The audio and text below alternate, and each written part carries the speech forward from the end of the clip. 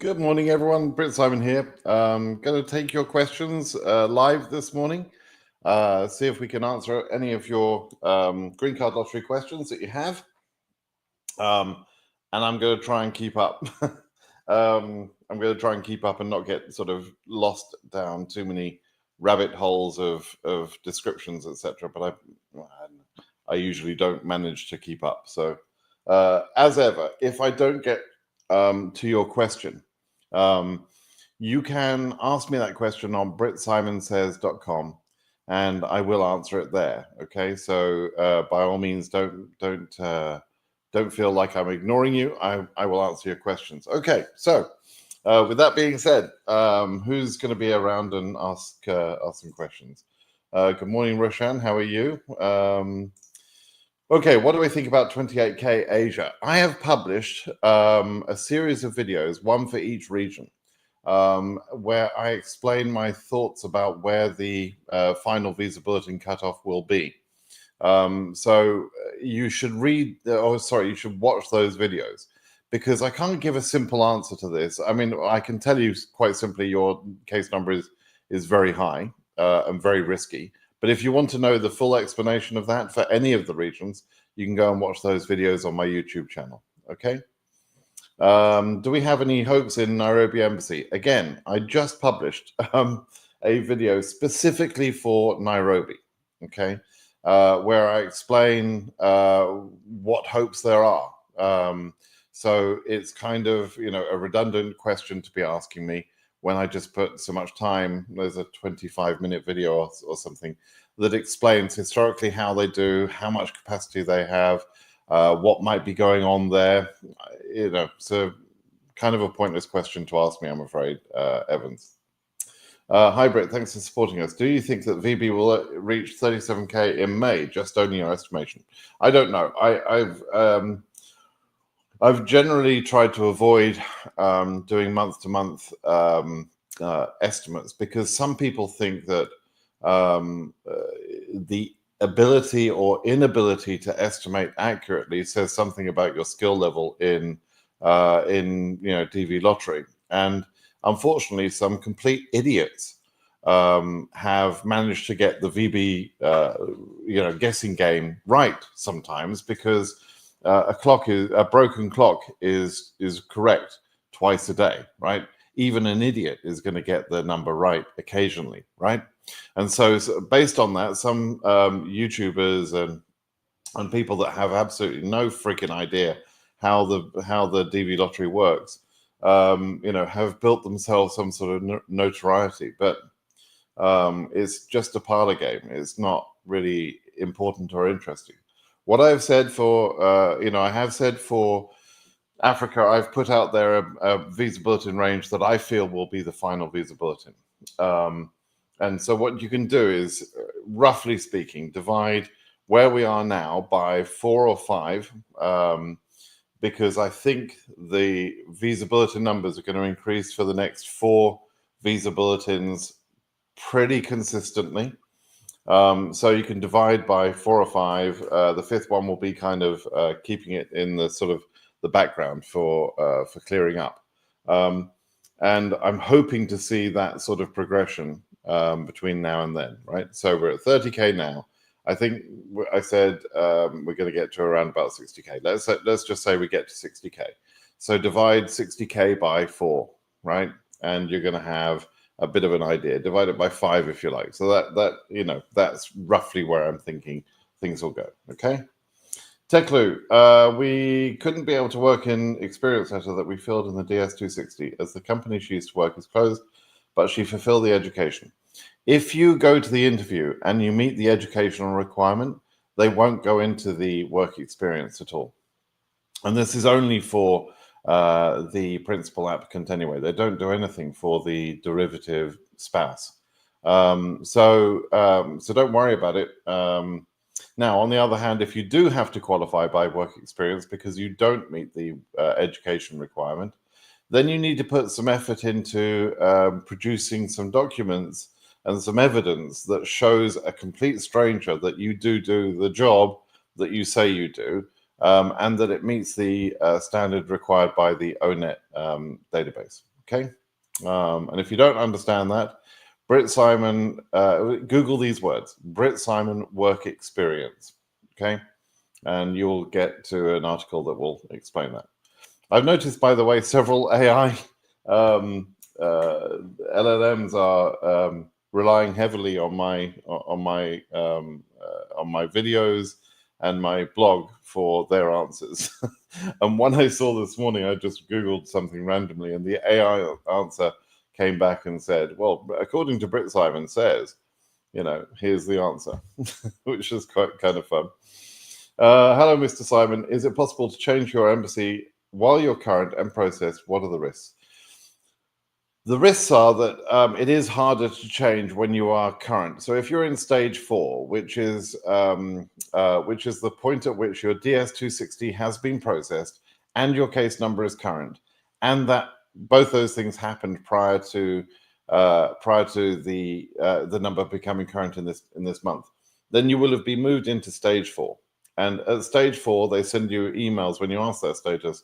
Their email says you are current for interview processing. That's the exact phrase that you'll see in this letter that basically means you're in stage 4.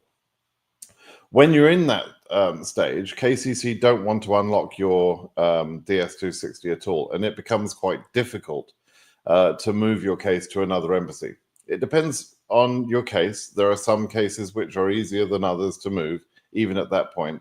But in general, KCC don't want to cooperate. So that's the risk. The risk is they won't do it. So you don't want to wait until you're current. If you think you need to move your embassy and you're at case number Africa 31,000, then get off your freaking ass and do it now. Don't tell me in 2 weeks' time, oh, KCC won't do it because I'm current for interview processing. I know. This is what I'm telling you. You need to do it before you're current, okay? Don't wait until you're current. There are some really stupid rumors that go around. Rumors about unlocking causes delays. Rumors about don't add a spouse if you get married because it's going to get you disqualified. And if you've had a baby, don't unlock it. All this, there's some really idiotic, really annoying, really bad advice given to you guys. And unfortunately, many of you listen to it because you trust these complete idiots that talk about these things. So, I don't know. I don't know what to do. I can't help all of you. That's, some of you are unhelpable, unsavable. Anyway, hi, Simon. We couldn't be able to get to work at Experience earlier. Yeah, talked about that. Hi, want to know, do confirmation number play any role? Confirmation number? No, confirmation number. So when you enter the lottery, you're given a confirmation number. Use that confirmation number to check your ESC page to see whether or not you're whether you're a winner or not, whether you've been selected or not. Pretty much that's the last time you need your confirmation number. You do actually need it to get into your DS-260 form. But other than that, no, it doesn't play any role. And again, talking about bullshit spoken about other YouTubers and so on, every year there are some rumors like if you have 6 letters in your confirmation number, or 7 letters, or this combination, or if you have a letter Y or something, I don't know, the stupidity that comes out of these people's heads. But they say, if you have those 6 letters or whatever combination they say, then you are a winner. And, I get that every year that people think this is some sort of voodoo black magic thing. It's just a randomly assigned confirmation code, and it has no intelligence based, in that. So apart from the year, that's it. Hello, Simon. Please explain how to fill the I-134. It's very confusing as it doesn't show a section for derivatives. Oh my God. Coffee. I'm so confused why people are confused.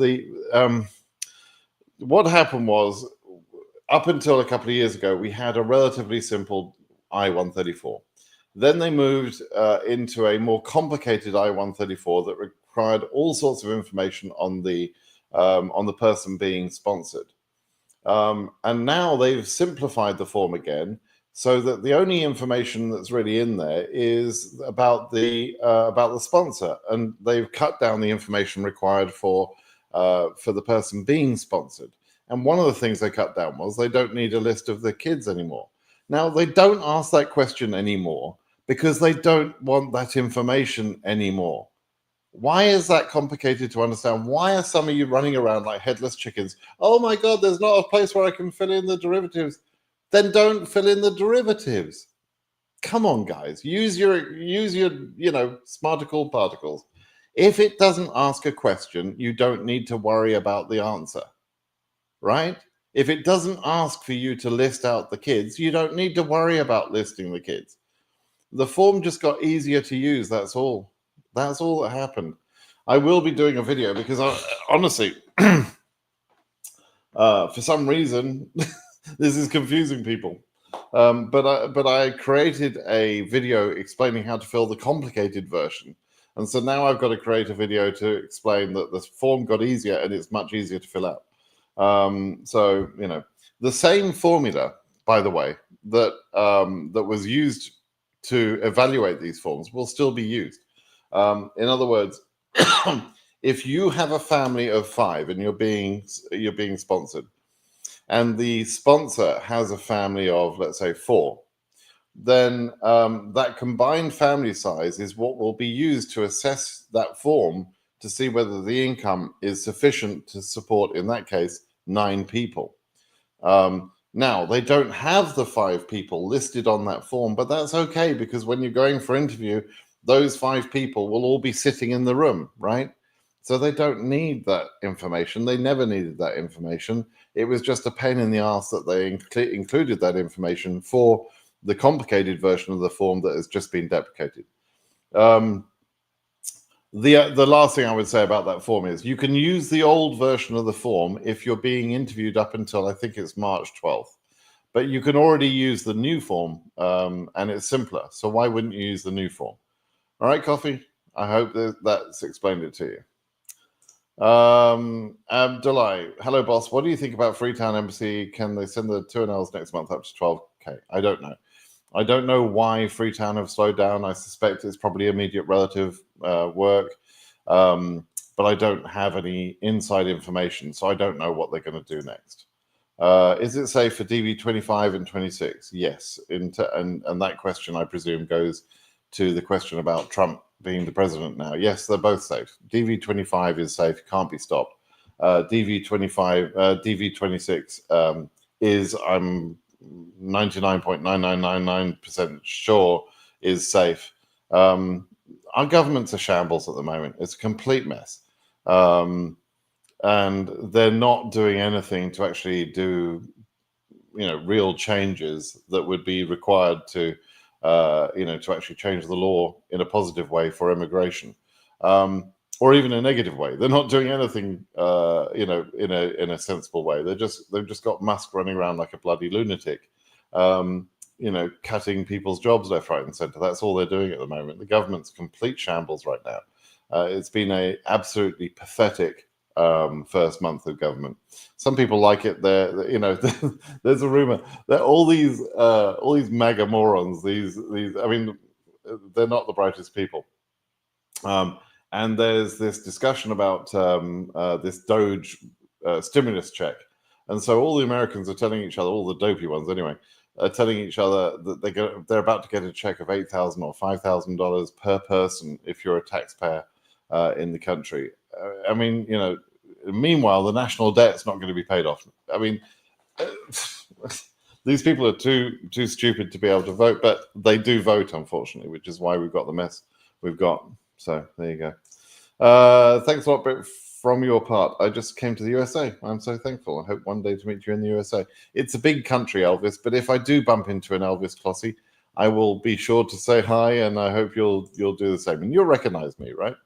But if we do bump into each other, yeah, please do say hi. Good morning, Simon. I'm grateful for all your videos, but please let me know, is 58K very high in Algeria? It probably is pretty high. Yes, Amira. Algeria is doing very well right now. The number of interviews being scheduled are really good, but they've got a lot of selectees. How many selectees have they got? They have. Right. That's Europe. Stupid. Algeria, 5,526. So they got the maximum number of selectees. Their embassy is doing very well. That tends to mean that there will be a cutoff in place for Algeria, because they could get close to the theoretical 7% number, right? Could get close to that. Now, we'll have to wait and see whether that really happens or not. But unfortunately, I don't know the highest case number assigned for Algeria, right? So I just know that's a high case number anyway. And if Algeria cuts off at slightly above that, then it could be risky. So unfortunately, I have to wait and see, because I don't have enough information about where those country cutoffs come in Africa. Does it risk if you travel back to the country if embassy put you on 221G? Not really, no. You can travel back. Sometimes you ask for your passport back when you've been in the interview, because you need to travel back. And so then they're just going to ask you to mail the passport back to them when they're ready to issue the visa. There's no particular risk, right? Good morning, sir. When going through DS260, does MVC do background checks on visa history of other countries? Thanks. So, Nadeem, firstly, MVC does nothing with your case. All DV lottery cases are handled by KCC. The background checking that we know takes some time with DS260 processing involves reaching out to the countries where you've lived and where you've worked and so on, right? And some countries cooperate very well with America and provide that information pretty quickly, which is why, generally speaking, some DS260s are fairly quick to process. Other countries are less able to respond to such requests for information, and therefore it takes longer to process those DS260s. But do they do background checks? Yeah, they do to some extent. Now, I'm not suggesting that their systems are precise and they know everything you've ever done in every country. I don't think that's true, but they will try, and from some countries they'll get pretty good information, right?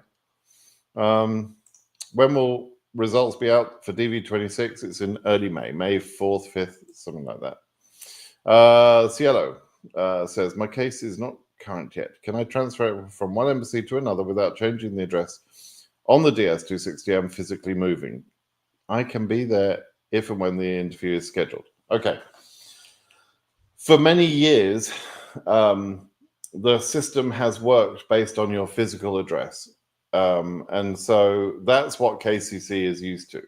About a year and a half ago, there was a change made in the FAM guide, which is the policy manual for consular officers, saying that if somebody was able to show that they live in country A, but they are going to be physically present in country B for the period of time when the interview is going to take place, etc., and they can stay there legally and safely in country B for the whole period of time necessary for for the processing of the visa.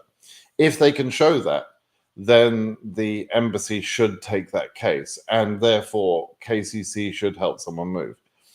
Now, the way it's worked is sort of somewhat sporadic. There are some cases where it's worked very well. People have used that physical presence and it's worked well.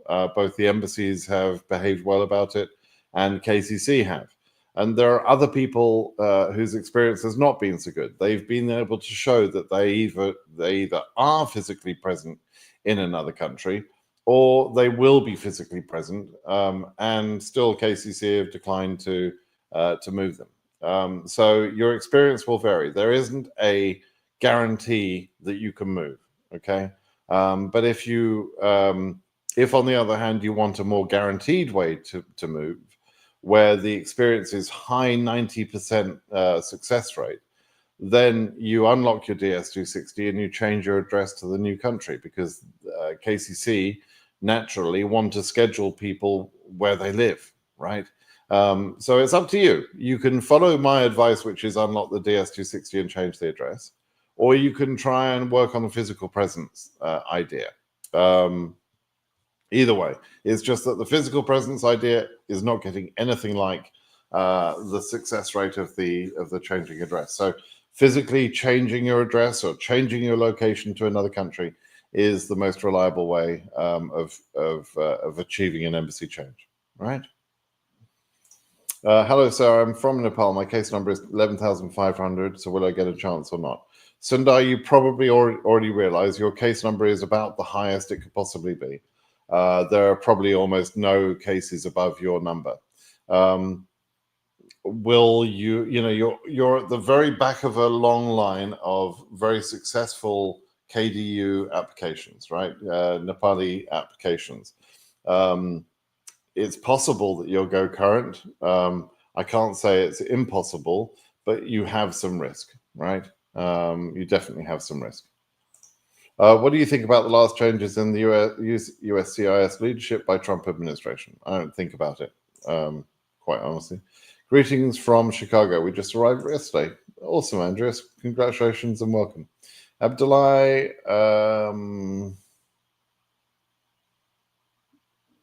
thanks for being here. If the 2NL is sent next month, when is interview expected, boss? Okay, so there's always like a 2-month, sort of cadence on these things. So the interviews being sent in February, the 2NLs sent during the month of February are for April. And in the same way, the interviews being scheduled in March will be for May. Okay. There are some exceptions to that, but in general, that's what you would see. Okay. Hi, Simon, AF38K. It's possible to bring the case to Abu Dhabi and then after getting to, and I'll take it back to Nairobi. Yes, that's possible.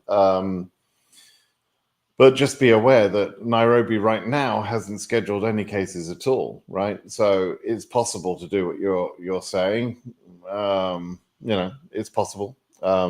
You'll see in some embassies, you'll see that they have a sort of a consistent number of interviews up to a certain point, and then there's a gap, and then there's one interview or 2 interviews or something at high case numbers. And people often wonder, how is that happening? Is it someone bribing someone? No, it's because someone got scheduled in some other embassy and then got their case moved back to the embassy that they wanted. That's all it is, and that's advice that I've given before to do that. So some people take advantage of that process. Eddie, my case went under 221G. This gone January 29th, but yesterday I checked my status and my wife and daughter is on ready, and I stay on refused. I'm the head. What means ready? Just, it doesn't mean, you can't read anything into that. We don't know what that means. You just have to wait. Okay. You just have to wait for the proper outcome. What the outcome you want to see is obviously either issued, the word issued, or the words administrative processing. That's what you want to see. Okay. 33K in Addis Ababa, Ethiopia, have a good chance? Yes, it does. I'm pleased to be able to say this year, Addis seem to be working very well. They've just taken, I think, 220 cases for the month of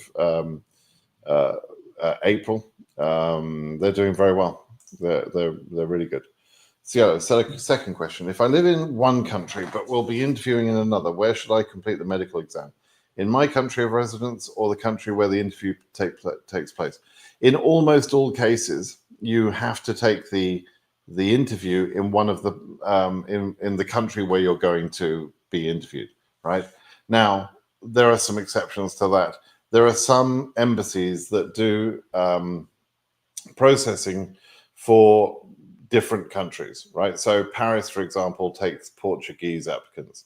And I believe, I haven't checked this, but I believe that they would have arranged for a panel physician to be available in Portugal to allow people to do the medical there and then go to the interview in Paris, right? Frankfurt's the same. It's got several countries, etc. And there are some arrangements with other physicians, right?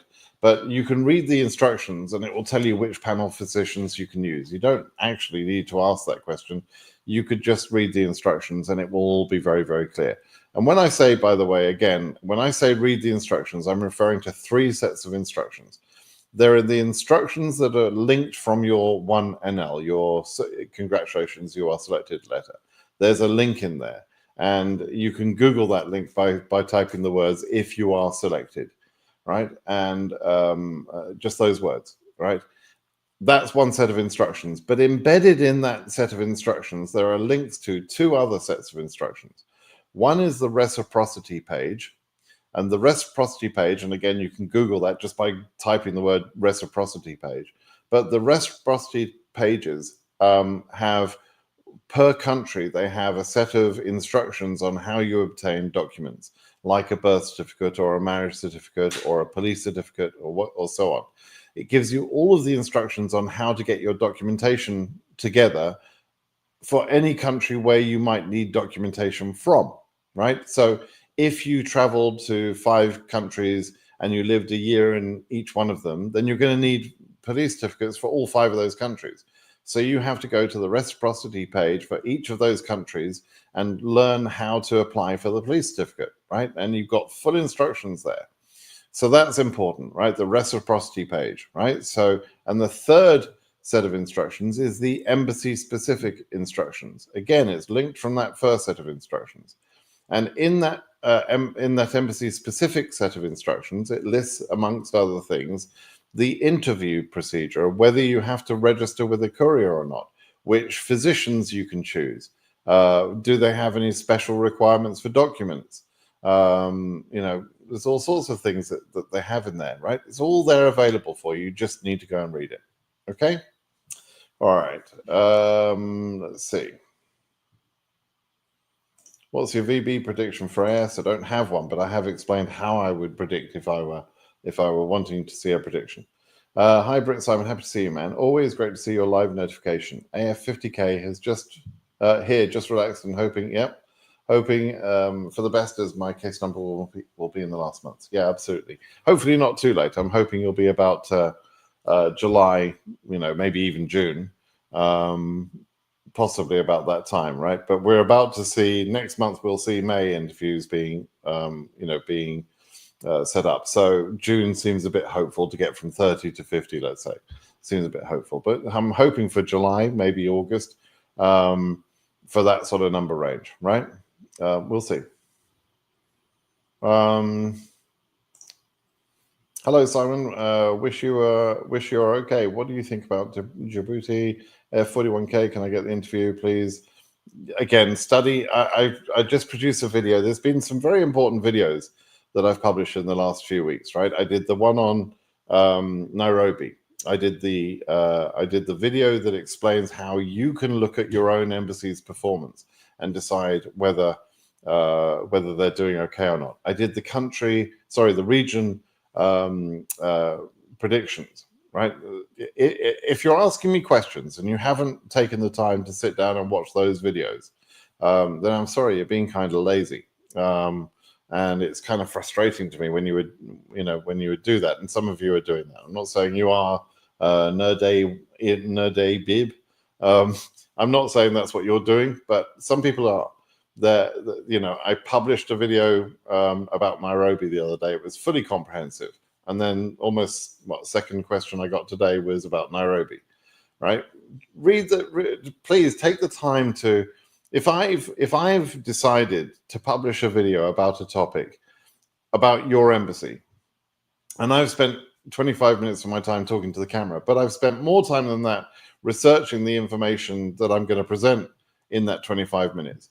I thought it was pretty important for you people in Nairobi to know that, right? And if you then can't even be bothered to have a look at that video and you just ask me a silly question, I'm going to give you a silly answer because you're being lazy, right? And I'm not, I'm just not that impressed. And that was the last video I posted. So nobody should be asking me questions about Nairobi right now because I've just made it very, very clear in a video. And again, I've done regional predictions. I've explained how the process works. I mean, I've got 350, 400 videos. I've explained everything about DB lottery. It's all there. My complete knowledge is there, right? If you would just go and have a look at it. And some people have been brilliant and they've watched a lot of videos. I get people that come back and say, in this video you published in 2019, you said this at time mark 12 minutes 32 seconds. And it's sort of like, wow, you must have watched every video I've ever created. I'm impressed. But anyway, go do that. Find the ones that are important to you. Okay. Hi Simon, medical done, getting close. Interview on March 24th. Any videos on what to expect at the interview with my wife? Is there something particular about your wife that you're worried about? I'll tell you what there is that I think would be helpful for anybody that's going to go through the interview. If you Google the words Brit Simon interview experience or interview experience stories, so Brit Simon interview experience stories, you'll find a page where for about the last 10 years, people have been adding good information. Sophie, my keys might be there, honey. Sorry. Yes, in that one. If you Google those words and go read that article, for 10 years, people have been adding their stories, their accounts, their personal accounts of their interview. And I've asked people to show, when they went for interview and the embassy, which embassy it was, like Montreal or Casablanca or whatever. And people have been very kind, and some people have added really detailed stories that give you all of the questions that were asked and everything. And so, and I think if you just read some of those, you'll get an idea, and it will relax you, because you'll see that there is pretty simple interviews going on. They're not complicated interviews. And the fact that you're with your wife, unless there's something weird I don't know, it shouldn't be a problem at all, right? So you can just read those stories, and it will calm you down. Okay. Okay. Non-moving VB for ROA is impact for embassy capacity. Is impact for the embassy capacity? You mean impacted by embassy capacity? For a combination of capacity. So what this question is about is, in the last visa bulletin, the numbers for Iran and the number for Nepal went up, whereas the number for Asia as a whole, which is ROA, rest of Asia, did not move at all, right? It stayed at 6,000. How were they able to do that? Well, it's a combination of the capacity of the embassies, but also the number of people below 6,000 who were now ready to be scheduled, because their DS-260 has just recently been processed. And apparently it seems like they didn't need additional people to fill the capacity that they had available to them. I don't know whether that's a lot of people were available for interview now that had just got their DS-260s cleared, or whether the capacity of those embassies was very low, right? I don't have the exact information, but it'll be one of those two things, if not both, okay? Hi, Simon. What about AS 7500? And in next VB, will we see improvement for Asia? Yeah, I think Asia is going to increase next VB, no doubt. It won't stay at 6,000 again. I don't believe it will stay at 6,000. Will it get to your case number? I don't know. Wait and see. Waguchi says he's tuned in. That's good. Rebecca, if I fail to get a police clearance from a foreign country because I was deported, is there any chance of getting the visa, or no hope completely? My interview is next week. You'll be put on 221G until you provide the police clearance that you're supposed to have. Being deported isn't necessarily a reason to decline or deny you your visa. It can be. It can cause problems, but you're far better to get the police certificate and show it, and hope that the CEO just decides to press ahead and issue the visa. You're better off to do that. I mean, this is a once in a lifetime chance, assuming you can afford the money. Assuming you can afford, without borrowing, the money for the interview, then go for the interview, right? Because you'll be surprised. A lot of people are issued visas when there's maybe something a little bit shaky, and for whatever reason, the CEO decides, hey, I like this person, or I don't like this person, or whatever. And the interviews are somewhat subjective. Now, there are some things that you're never going to overcome. If you've lied about being single and you're actually married, and or you've left derivative kids off your application, your original application, you're never going to overcome those things, right? Those are just guaranteed to get you disqualified. But for something like, you had, a possibly had a deportation on your police certificate, I would go ahead and present it. I would attend the interview and get the police clearance. The clearance doesn't say, by the way, that you're a perfect person. It may not even list the deportation, because that's not necessary. It depends what you did basically during the deportation. But go ahead and get it and see what it says, and then go ahead and attend the interview, right? Ali, AS 10,600, around any chance in Pakistan with the bulletin movement, don't you think once Asia becomes current at this CN really concerned? I don't really understand your question. Your case number is not particularly high. I've already put out a video where I think the case number is going to get to. I could be wrong. I could be to the high side. I don't think I'm to the low side, but I think I started my danger range at about 17K. So I don't think someone at 10,600 needs to really worry. We should see some progression. Now, I could be wrong. I think I might have actually said something like 15K, may not 17. I think the danger area maybe comes around about 15K, but I don't think 10,600 is in danger, honestly. So we'll see. Is there a possibility of Nairobi not scheduling any more cases until the end of the year? Again, watch that video. Please, my case number is 77,000. I am from Sierra Leone. Can I get an interview date? Your case number is very high. It's very risky. You need some things to happen, like a last minute happy days. I've got a different word for it, but a last minute sort of, let's just make all of Africa current, right? That's what you need to happen. I don't think it's going to happen this year, but then I've said that for a couple of years and it has happened. The reality is Africa is moving ahead very well. Issuances are pretty good, but more importantly, scheduling is very good in Africa. If Nairobi does get in the game, then it's pretty much over for high case numbers. So we have to watch what Nairobi does. That's one thing. But Addis and Accra and Cairo, embassies that have underperformed for the last 2 or 3 years, are now performing well. And there's some massive numbers there, right? So and meanwhile, some of the other embassies, Casablanca and Algeria, are doing their usual high volumes. So yeah, it's going well. Is the job of a news cameraman could be considered special used as an alternative to high school requirement?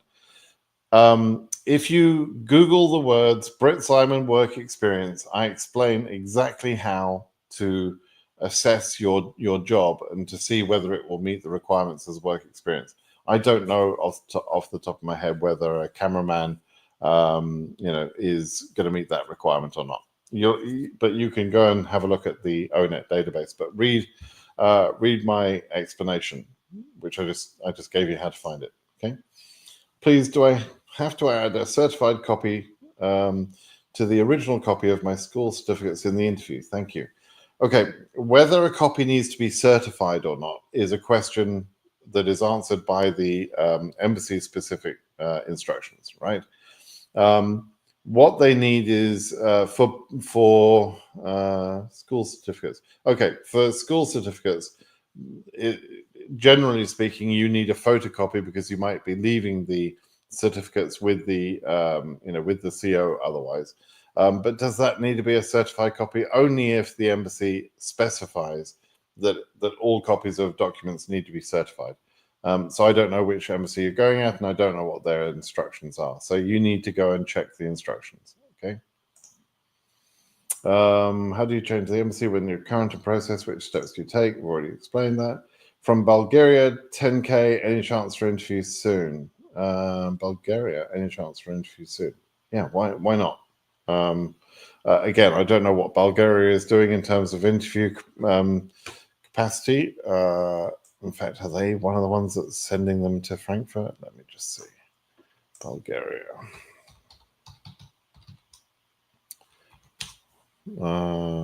Yeah, they just took. Okay, so let's have a look for you. So they have taken so far. I mean, they don't interview many cases, right? Bulgaria is a quiet embassy. It's a quiet embassy, but the latest case that they've got is in the 14,000 to 16,000 range, which means they are not backlogged. Okay, if they were backlogged, we wouldn't see that number being so high. So even though they only take a handful of cases, a few cases, they are up to date with their work. So you have no problem. The only reason that you're being delayed, I would imagine, is that your DS260 either isn't processed yet or wasn't processed by the beginning of this month. But you'll be scheduled next month, basically. That's pretty much. I'll put $5 on that. If your DS260 is processed now, today, you will be scheduled next month. Simple as that. Waguti, case number 54K, Nairobi, still observing for next 2 VBs before I can transfer. If Nairobi fails to kick up, looking at Kigali now since I'm from Uganda. Well done, Waguti. You're doing the right thing. You're not panicking about Nairobi. Nairobi could easily get in the game, as you know.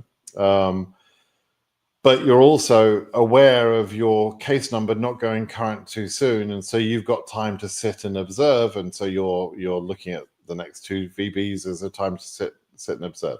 That's exactly how people should be playing things. They should be doing exactly what you're doing now. If Nairobi get in the game, by the way, and they get in the game with force, then they're going to go all the way. They're going to go to, they're going to go to the max case number. So if they get in the game, okay, they've shown that before, and I think you'll understand what I mean from my Nairobi embassy. But anyway, well done, Waguti, for doing it right. Thanzor, I'm really worried for this year's program. My case number is 14,000, so is it possible for the year program? And you just killed an angel, because I don't know where you're from, I don't know your country, your region, or anything else. So you've given me a case number that could exist in Asia, EU, or Africa. I don't know which one. And because you've made it so complicated, I now have to go and kill an angel. So sorry about that, but I'll be doing it in your name. Pretty Jackie, are you sure? Hello, sir. If I called myself Pretty Simon, it was a good name, but I don't think I'd get away with it. I hope you are pretty. Hello, sir. Please, I'm from Togo with a case number AF70K. Will I get a chance to have a second letter? I don't know. It's a very high case number. You've got a very high risk, but I don't know. The Ronos. Iris requested KCC to unlock my case that I needed to make some changes, but they refused and said I contact my consulate. What I did at Kenya Embassy, they said contact KCC. What can I do?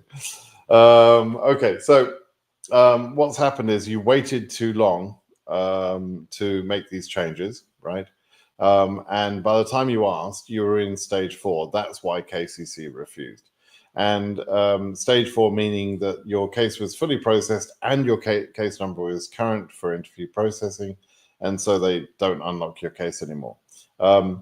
KCC are correct. Only the embassy can unlock your case at this point. The embassy are incorrect in the way that they did that, but there's nothing you can do about that. You just have to wait until you're scheduled. Now, you have to see what Kenya Embassy are going to do for you, okay? Whether they're going to start scheduling or not. But you'll have to either do that before the interview or do it at the interview, which is why I tell people to make changes, unlock their DS260s earlier rather than later, because if you wait too long, as you have, you may not be able to change. Okay, I hope it's not an important change that you needed to make.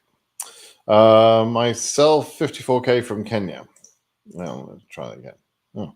I have a question with Kenya selected over 4K people. Is it likely that the number is quite high for chance in terms of the cap that Kenya has? Right, no country in particular has a cap. They all have a 7% maximum limit, but that's not something about Kenya, right?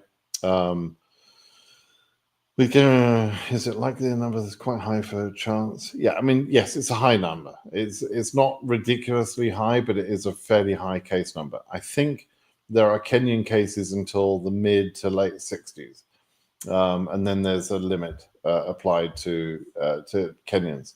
But I don't know 100% the details of that. Philip, howdy, how you doing? I'm just for you, Philip. I'm feeling confident. 29.1. I'm feeling confident. I am actually. I'm feeling a bit confident. I was a bit despondent a couple of days ago. I was thinking, it's going to be at my lowest range for EU. But now I'm feeling a little bit better because I realized I screwed up my estimations. My range that I've said I'm more comfortable with, and I think the data that we're seeing now is kind of proving me out pretty well. So yeah, fingers crossed for you. 29.1, no problem. I've applied while I was in Morocco, and I'm currently a master's student in Lithuania. Which embassy would you suggest for me to apply at? My case number is round AF23K. This should all be programmed in already. You're already current. You should already be scheduled. So if you're currently in Lithuania, you should probably interview in Europe. But you will be interviewed where you've said your address is, basically. So I'm not quite sure why you haven't already sort of made a firm decision about this, but it's going to be based on what is said in your DS260, right? The address that they've got. Willart TV, with all the work experience, is having an appointment letter, introductory letter, and resume CV okay at Accra? Maybe. It depends on the quality of those documents. If they're bullshit documents, Accra will see through that in a heartbeat. But if they're good documents, genuine documents, and your job really does meet the requirements, and you really do that job, and your documentation is well presented, nicely organized, etc., professionally organized. Remember, the jobs that meet the criteria for work experience in DV lottery are managerial or experienced positions, right? So if you go in there with a few scraps of paper, disorganized, you're in a mess, they're going to say to themselves, this person's not a manager, this person's not a senior executive, this person's not any sort of supervisor, etc. They can't even organize a few papers, right?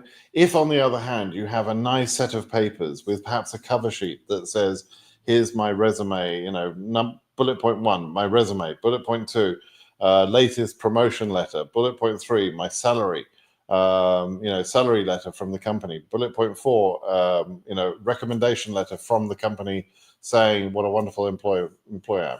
And you hand over that neatly prepared package. Doesn't that seem a bit more professional?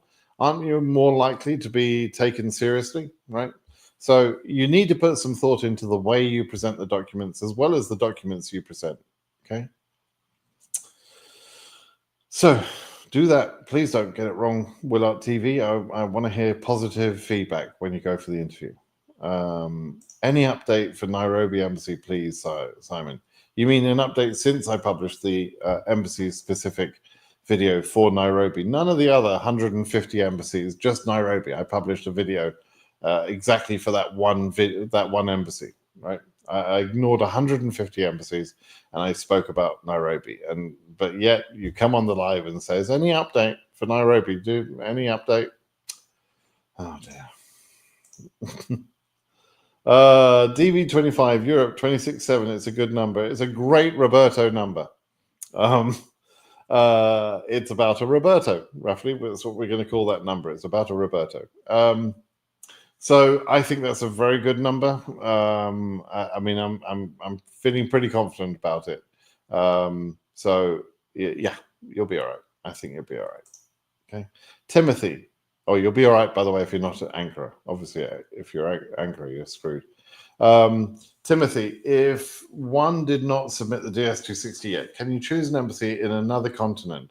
Do you need an explanation as to why you chose that embassy location? Timothy, just I'm worried when people ask me sort of wacky questions like this. I'm worried that you're going to say, "Oh, I've I've heard, I live in I don't know, I live in Africa, but I've heard that the embassy in Bulgaria is really good, or whatever embassy." And you sort of stick a pin in the globe, and you kind of choose an embassy that you've heard good things about, and you have paid no thought about how you're going to get there, right? Whether you're going to be allowed to enter that country, whether you have the funds to stay there. You've put no thought into any of that. I'm a little bit worried about that. So don't do that if it's just you trying to be a smarty pants and try and choose the best embassy in the world. Don't do that. The best embassy in the world is the one that you can get to and will see you, right? So don't choose an embassy you can't even get to, right? Is what I would say. So when you're doing your DS260 for the very first time, and only the very first time, there is a drop down which allows you to choose the embassy. In general, the KCC will ignore that choice and they will go by your home address, right? Unless what you do is you make a selection, you have a home address in a different country, but you make a selection in some remote place. But then you contact KCC and explain to them why you have chosen that embassy. Can you please be assigned to that embassy because you're planning to be there, you're studying in university there, your course starts on this date until that date, you've got good reason. If you're just choosing that embassy based on complete bullshit that you've heard on the internet, then they're just going to ignore you, right? They're going to ignore your choice. And you could easily screw yourself up anyway. So yeah, if you've got some reason, you might be able to achieve it. Why some selected candidates lottery not got too late to come on May, but it comes around January? Why some? Yeah, I don't know what you're talking about, Ethia. I have no idea what you're saying. Shiva says, after all the insane executive orders last month, do we still think Trump is going to actually care and abide by the law with respect to DV if he didn't get majority votes in House and Senate? Shiva, look, the DV lottery is a train that's going, right? If Trump or anybody else wants to stop that train, they have to do something. The train doesn't just stop, right? People will continue with the process until a law change is made to stop the process, right? And so we don't need to worry about Trump until Trump finds it expedient for some reason to turn his attention to DV lottery, which up to now he's not said anything about, right? Now there are some representatives in the House that would like to change the rules on immigration and have introduced bills, but those bills have been introduced year after year after year and never get anywhere, right? And the reason they don't get anywhere is because it's very difficult for people to get consensus on on things that they want to get done, even within one party. So let's say you've got 50 senators on one side, or 51 on one side and 49 on the other, or whatever numbers it is. It's difficult to get all of those senators to agree, even on something that you might think, well, the whole party is going to vote for that. It's not as simple as that. Not all Republicans agree on on how immigration should be reformed, and inevitably some representative or senator is going to have an idea about what they want to achieve, and somebody else is going to have an idea about what they want to achieve. And maybe this guy says, I want to kill diversity visa lottery, and maybe this guy says, yeah, but I want to look after the dreamers. If those two people get together and try and make a deal and say, look, I'll get the dreamers, I'll get them settled, I'll get that problem sorted out, and I'll help you get the DV lottery killed, then they combine those two things into a bill, or a broader bill that becomes an immigration reform bill. It could happen, but it takes a lot of people with different opinions to get together and agree. And frankly, it's hard to get people to agree even when they're on the same side. So right now, I don't think anybody's going to get that to happen. Now, if Trump turns around and says, and says DV lottery is the reason that eggs are expensive, or some bullshit like that, right? Complete nonsense. It won't make any sense. But if he suddenly turns his attention to DV lottery, then there are enough yes men and women in our houses of Congress, that will turn around and support him because he said that that's what he wants to do, right? But it has to come from Trump. He can get the votes to line up behind him because everybody's scared of him, frankly. I mean, all the MAGA Muppets on his side, they're all just scared of Trump because Trump's got incredible power within his base. And so if Trump turns his attention to DV lottery, yeah, we got a problem. But the problem won't happen immediately or overnight. And luckily, Trump's a complete moron and it won't be well organized. So, we'll have a problem, but we'll wait until then. Some random little representative or senator wants to do something, I'm not very worried about because it's going to get mixed up. Now that normal process is those random senators and representatives trying to do something. The normal process means that they would have more power. But in this world, the Trump world, Trump's got all the power, and chaos is happening everywhere else. So, and chaos is good for us because while chaos continues, the DV train keeps moving, right? That's what happens. I join now. Was there explanation about what happened when bulletin is current? Why are we talking about that? The visa bulletin won't be current this year. I don't think it's even going to be current for Africa, let alone other regions. So, no. Hello, sir. I'm Tyrese, residing in China. Chinese Tyrese. Case number 54K. Do you think it's possible for an interview in China? Yes.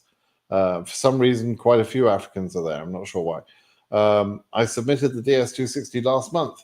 Also, please help me check on China Embassy GZ. You can check on the embassy yourself. You just have to watch the video where I explain that. But in the Chinese embassy or the China embassy, the US embassy in China, in Guangzhou, it's not going to have a big track record, but they do see Africans. But if you want to go and investigate that, feel free. I'm not going to do that. But I've shown a video to explain how to do that. Okay.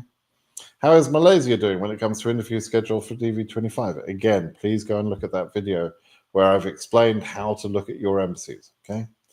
How now current AF 26,000 Nairobi. So worried, huh? Okay, John. If only there was a video. If only, John, there was a video that would explain all about Nairobi. If only that were the case. If both couples did an interview together and got the visa, can the principal applicant travel before the spouse, and will that affect them in regards to immigrant visa pack issued by the consulate? Yes, they can do that. The principal can travel either with the derivatives or before the derivatives. The derivatives, which means the derivative spouse or the kids, cannot enter before the principal applicant, right? So the principal applicant carries the big envelope, and that's details about the case on all of the kids, all of the derivatives included. It's all in there. You've all got your own passports, but then when you turn up at to enter as a derivative after the principal, you don't have the big envelope, right? So, but it's fine. It's all good. You'll be able to do that. Is it safe? Case number AF28. Current Ed Somali nationality but immigration for March. Right. So Addis, I guess we're talking about AF28K. Yeah, pretty good. Pretty likely to be scheduled in March for a May interview. March, April, May. Yeah. Good morning, sir. Is AF55K safe for Tunisia? Sort of. Yeah. I mean, it's a pretty good number. Tunisia, hopeful, I can't say 100% certain, but yes, it's hopeful. Hello, Simon. What do you think of case number AF73K? What's your advice? My advice is wait and see. It's a high case number. It's probably risky, possibly too high. But yeah, just wait and see what happens. That's all you can do. Hello, Britt Simon. I'm 17K in Africa, currently locked in Freetown. Is there any possibility for me, please? I hope so. I just don't know what Freetown are going to do, right? I don't have any inside information. Case number is about 33K. Bit worried about Nairobi's performance from Uganda. Could you please advise me on which embassy I can change in the region? Again, I've shown all the ways. I'm kind of like lost here. I've shown the ways that you investigate all of the embassies. So if you want to change, I've got videos and articles that explain how to change the embassy. I've explained even on today's call, but on other calls, that you mustn't wait until you're current. You're about to go current, right? So you mustn't wait until then. So if you are worried about Nairobi and you want to make a change, you need to get and make the change now. But where to change to is up to you. You need to figure out where you can go, right? Where's possible. Then you need to look at the embassy performance in that country, right? And see whether that's going to be better for you or worse, right? Don't move to bloody Lagos, Nigeria, for example. You'll never get an interview. You need to think, is that country going to be helpful for me to go there? And then you need to action it with the advice I've given on how to make a change, which generally speaking, the safest way is to unlock your DS260. Okay. So I've given all that information. You just need to know. Dungata, exactly the same answer to you at 31K, right? You need to be making decisions about what you should do, right? And I've explained all that ad infinitum. I'm Ankara, case number 8300. Should I wait, move my file to another country? Another angel going to be killed, right? Are you Asia 8300 or are you EU 8300? I don't know what to say really, but I'm just going to go and kill another angel. Hello, Brit Simon. What exactly do they check at IOM medical appointments? IOM. I've heard that someone must remove all their clothes during one of their medical exams. Joseph, I get this every year from worried Africans. It seems like Africans are worried about, undressing in front of doctors or something. I know what the problem is. Do you guys have something, or do you have something different to the rest of us? I mean, what are you worried about people seeing? You're human beings, right? Homo sapiens. You've got all the same stuff that we've all got, right? Everybody's seen that. And doctors actually, probably, you might be surprised to hear, they've actually been trained into how to look at all of that stuff that you might have, right? So don't worry, nobody's going to be freaking out to see your naked body if you're asked to undress. Do they ask you to undress? I don't know. I did my medical in the USA. I wasn't asked to undress. But I do go and see my doctors, and I've had various doctors not only have me undress, but also do some interesting things to my body to check stuff out. And they're not always men, they're sometimes women. In fact, I prefer the women to be doing that, frankly, personally, than some guy putting his fingers everywhere. Anyway, moving on. So yeah, it may happen. So what? Get over it. You're a big boy or big girl. If you're asked to undress, just get your clothes off and smile, right? Take a deep breath and get on with it. Stop being such babies, honestly. Thanks for answering questions on the blog. Well, no problem, Nana. That's no problem at all. Hey again from Algeria. Biggest case number is 86K and mine is 58K. Okay, so that's good. I'm not sure that you really mean the highest number for Algeria is 86K, but maybe that's true. So you still have to wait and see. So I think you're telling me the highest case number in the region. I don't think you're giving me the highest case number for Algeria, right? Obviously, I know what the region is. I don't know the countries. Sammy's Lifestyle, how you doing? Hello, Britt. Thanks very much for your guidance. I received my visa last week, Freetown Embassy, and I'm traveling at the end of the month. Awesome. Good luck. Determination Tales. In some years happens. In this year, the density drops are for less in general. AF might benefit later. Okay, yeah. So we had this conversation this morning. Let's see, what time? It's been an hour. Okay. All right. So we're about at time. I'm going to spend the next 5 or 10 minutes just briefly explaining this conversation. So I had a conversation this morning with some people that were asking about the density drops that happen in certain regions. And let me just share this and show you what I was talking about, right? So this might help. Now, let's have a look firstly at AS. I'm going to need a couple of tools here. I need Snagit. So I'm not going to take any more questions. I'm just going to answer this question. Snagit. Right, good. Okay. Now, this is a picture of the EU progression, right? Now, is it EU? AS, sorry, AS progression. The question that was asked me is about density drops. Are there more holes in later case number ranges? Holes are shown in this picture by the blue color, right? This blue color. So you can see that as the case number range goes up in Asia, up to about 30,000 or so, 31,000, there are more blue, more blue cases per 1,000 cases. This is 1 to 1,000, 1,000 to 2,000, 2,000 to 3,000, and so on. These are blocks of 1,000 cases. And yes, there are more holes in later number ranges. Now, why does that happen? Well, if we drew some boxes around, it would kind of explain this. So what we have is that box there is kind of the cases from the rest of Asia, right? The next box I'll draw is there, right? And then there's a third box, which is there, okay? Now, this first box up the top is all the cases from Nepal. Nepal cuts off at about 11,500, right? The second box down there is all the cases from Iran. And Iran cuts off at around about 15,000 or so, I think, maybe a little bit higher, 16,000. So that's those cases, and the other box is the rest of Asia, right? And roughly speaking, there's about a third of the cases each, right?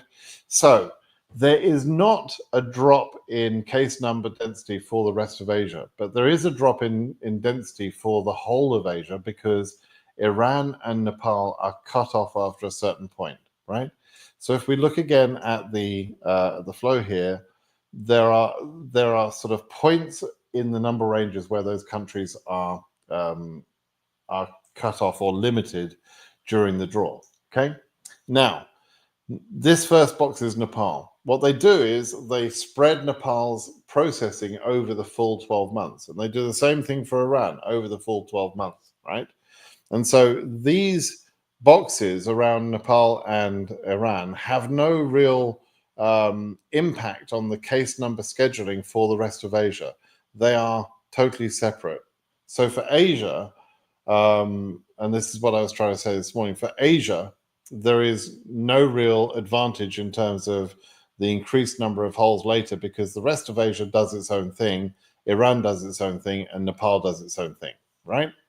Now, similarly, we can look at EU, and we can see, oh, hang on, in EU there is a drop in density at around about 16,000, right? The density goes from that level down to this level, and then that level continues until about 30,000. That drop in density there is Uzbekistan, right? There are no Uzbekistan cases above about 16,500. Okay, they're all concentrated. And so there's a block of cases there that is one country. And then the rest of EU continues until 30,000, and then there's another drop at about 30,000.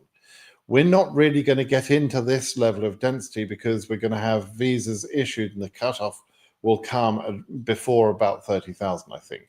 And so ignoring Uzbekistan, which will be spread over the 12 months, the rest of Europe is consistent and doesn't have a drop in cases up until about 30,000. So it's not such an impact in Europe either, okay? And if we look at Africa, and this is what I was saying, in Africa it was possible to have a little bit more of a different thing going on there. There are drops there, but that's more than one country. That's a couple of countries that are around about 34, 36,000. So we're about to come into an area where significant number of people, a fairly good population, are no longer going to be getting cases above 35,000 or so. Then it continues up until about 62,000. And I don't think we're going to get very much into this highest level of holes in this range here, right? So, but I don't know which countries are limited at this point. And so I don't know whether there are countries where, Uzbekistan is all handled in Tashkent. Nepal is all handled in KDU.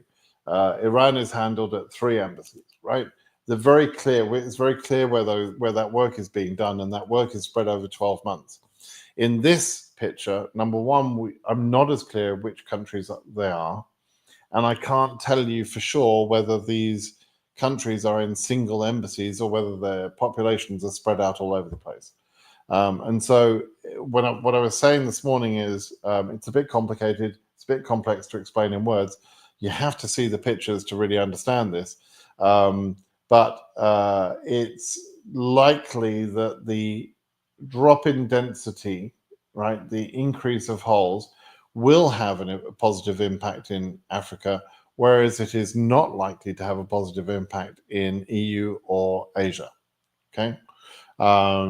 So yes, we could see an increase of case numbers moving once we get into this higher or lower, I should say lower density, higher number of holes area. It's a lower density of cases, right?